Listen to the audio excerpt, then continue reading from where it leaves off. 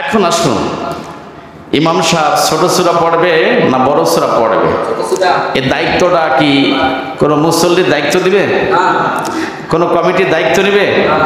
মসজিদ কমিটি, মুরব্বী যারা রয়েছেন, মুসল্লি বৃন্দ যারা রয়েছেন, এলাকার চেয়ারম্যান, মেম্বার, মন্ত্রী যারা রয়েছেন, ওনাকে সিলেক্ট করে দিবে ইমাম সাহেবরে যে সূরা ফাতিহার পরে আপনি এই সূরা পড়বেন, এই সূরা পড়বেন না, ওই সূরা পড়বেন? এটা কি ইমাম সাহেবকে কি সাজেশন দিবে? দেবে না। এখন আসুন, আমি কোরআন থেকেই তো আপনাদেরকে ইমাম সাহেবের তেলাওয়াত সম্পর্কে আমি বলবো।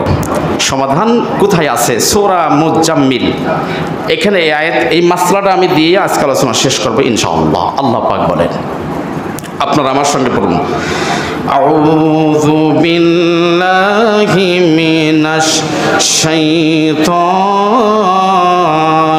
রাজিম। বলেন, বিসমিল্লাহির রহমানির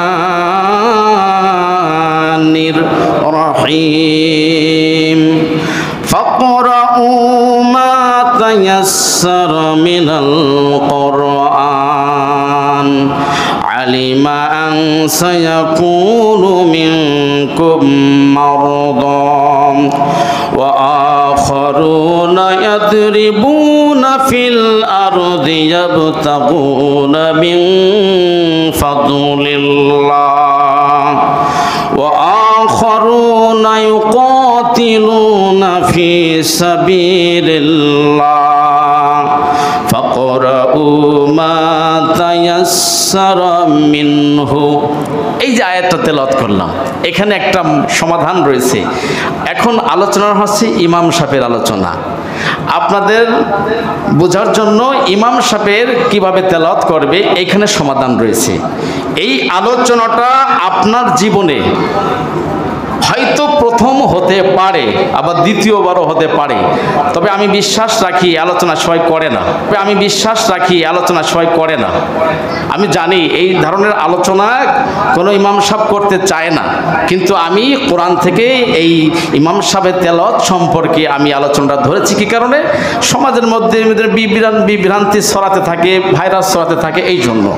এখন আয়াতের অর্থ হচ্ছে ফাকরাউ, আল্লাহ বলছেন ফাকরাউ, তেলাওয়াত করো, মা তায়াসসারা, তোমার খুশি অনুযায়ী, ইচ্ছা অনুযায়ী, মিনাল কোরআন, কোরআন থেকে, তোমাদের কোরআন থেকে যতটুকু তোমাদের সহজ সরল, সেখান থেকে তুমি কোরআন থেকে তেলাওয়াত করো। নামাজে তেলাওয়াতের ব্যাপারে বলা হয়েছে। আলিমা, তিনি জানেন, তিনি কে বলেন? জবাব দেন না কে? আলিমা, তিনি জানেন, আন সায়াকুনু মিনকুম মারদা, তোমাদের মধ্যে কেহ অসুস্থ রয়েছে, তোমাদের মধ্যে কেহ, কথা বলেন, অসুস্থ রয়েছে। আমি আমার বঙ্গানুবাদ শোনেন, তারপর ডিটেলস বলছি। ওয়া আখারুনা ইয়াদরিবুনা ফিল আরদি ইয়াবতাগুনা মিন ফাদলিল্লাহ, কেহ রয়েছে আল্লাহর অনুগ্রহ পথ যাত্রী। এরপরে আসছে ওয়া আখারুনা ইউকাতিলুনা ফি সাবিলিল্লাহ, কেহ রয়েছে আল্লাহর পথে জিহাদকারী। এরপর আল্লাহ বলছেন ফাকরাউ মা তায়াসসারা মিনহু, তোমার যেখান থেকে যতটুকু সহজ সরল মনে হয় সেখান থেকে তুমি তেলাওয়াত করো। এটা হলো সরল বাঙ্গানুবাদ। এখন এই আয়াতের তাফসির, আমি একটা আয়াতের তাফসির করেছি। এই যে আমাদের জনাব আওয়াল সাহেব, ভূয়া সাহেব, উনি হজ করতে গিয়েছিলেন, উনি আমাকে এই তাফসিরটা গিফট করেছেন 2 খণ্ড। কয় খণ্ড? 2 খণ্ড আওয়াল ভূয়া সাহেব আমাকে তাফসির, এটা আমাকে গিফট করেছে। আমি তাফসির থেকে দেখেছি, এই তাফসিরের মধ্যে এসছে যে এই আয়াতের 4টে পয়েন্ট আমি পেয়েছি। ওনাকে আমি ধন্যবাদ জানাই, এখান থেকে সংগ্রহ করে পেয়েছি। তো এর সবটা উনি কি পাবে না? কি বলেন, পাবে না? এই আয়াতের 4টি পয়েন্ট নিয়ে ইমাম সাহেবকে এখানে তেলাওয়াত করতে হবে। 1 নাম্বার হলো ফাকরাউ মা তায়াসসারা মিনাল কোরআন। আল্লাহ পাক বলছেন তোমার যেখান থেকে সহজ সেখান তুমি তেলাওয়াত করো। অর্থাৎ ইমাম সাহেব যিনি হবেন, তিনি, ইমাম সাহেবদের উদ্দেশ্য বলা হচ্ছে কথাটি, যেহেতু এটা মিডিয়াতে চলে যাবে, যারা ইমাম সাহেব তারা এই আলোচনা শুনলে তাদের উপকৃত হবে, এবং ইমাম সাহেবরা রিসার্চ করলে এটা তারা উপকৃত হবে ইনশাআল্লাহ, আশা করছি। আল্লাহ পাক বললেন যে ইমাম সাহেব যিনি নামাজ পড়াবেন তিনি কোরআনের হাফেজ হোক আর নাই হোক, তিনি যখন তেলাওয়াত করবেন সূরা ফাতিহার পরে তিনি যেখান থেকে সহজ মনে করবেন সেখান থেকে তেলাওয়াত করবেন। এটা কার হুকুম? আল্লাহ। ভাইরা জবাব দেন, কার হুকুম? আল্লাহ। ইমাম সাহেব যেখান থেকে সেখান থেকে তেলাওয়াত করবেন, যেখান থেকে খুশি সেখান থেকে। এটা আল্লাহ পাকের মহান হুকুম।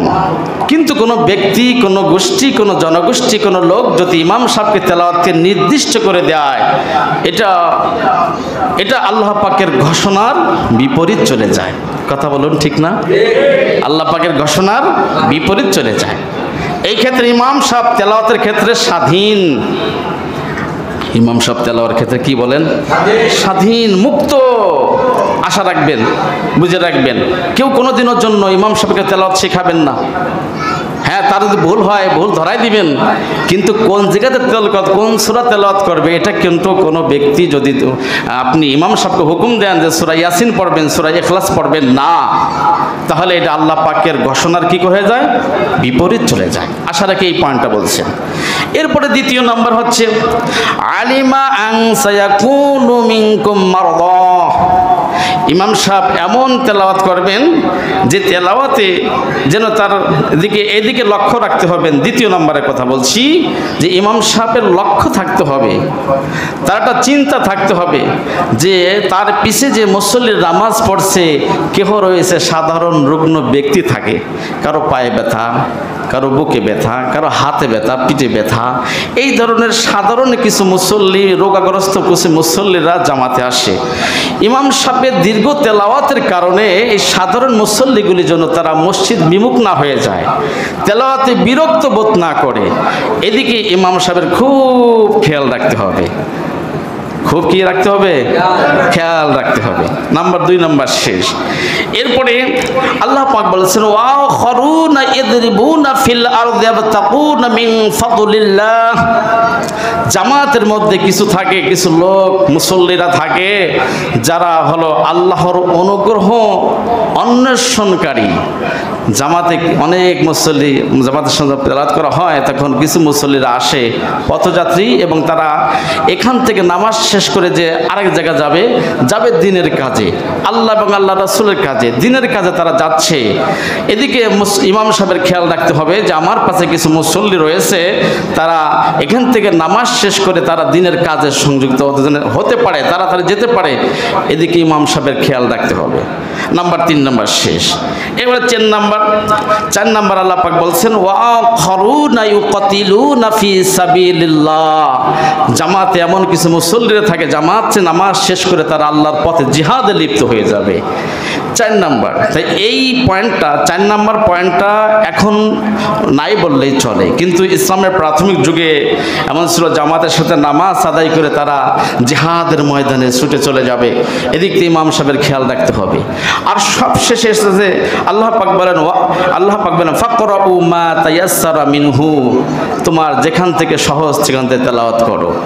এই আলোচনার মূল বিষয়টা আমি আপনাদের ধরে দিচ্ছি, মানে সারমর্ম যেটি বলা হয়, সামারি যেটাকে বলা হয়। ইমাম সাহেব যখন তেলাওয়াত করবেন, তার তেলাওয়াতে কোনো মুসল্লি যেন বিরক্ত বোধ না করে, কষ্ট না পায়, এদিকে খেয়াল রাখতে হবে। এবং সাধারণ রুগ্ন ব্যক্তি থাকে, মুরব্বীরা থাকে, হাতে পায়ে ব্যথা, অসুস্থ থাকে, এরা যেন জামাতে আসার জন্য উৎসাহিত হয়, এমনভাবে তেলাওয়াত করতে হবে। কিন্তু দেখা যাচ্ছে আমাদের সমাজের মধ্যে একটা মাইন্ড সেট আপ হয়ে গিয়েছে, সেটা হলো ইমাম সাহেব সূরা ইখলাস পাঠ করলেই ইমাম সাহেব সূরা ইখলাস ছাড়া আর কিছুই জানে না। এরকম একটা মাইন্ড সেট আপ আছে না? কথা বলেন, আছে না? আছে। আর সূরা ইখলাসের ফজিলত আমি আপনাদেরকে ইতিপূর্বে বলেছি, যারা প্রথম শুরুতে আমার আলোচনা শুনেছেন, আশা রাখি আপনারা বুঝতে পেরেছেন। সূরা ইখলাস মনে প্রাণে ভালোবাসবেন, বেশি বেশি নামাজে তেলাওয়াত করবেন, আর সূরা ইখলাসের ভালোবাসায় আল্লাহ পাক আপনাকে জান্নাত পর্যন্ত পৌঁছিয়ে দিবে। এই যে কোরআন থেকে আলোচনা করলাম, এই আলোচনাটা কি আপনাদের কাছে খারাপ হলো না ভালো হলো?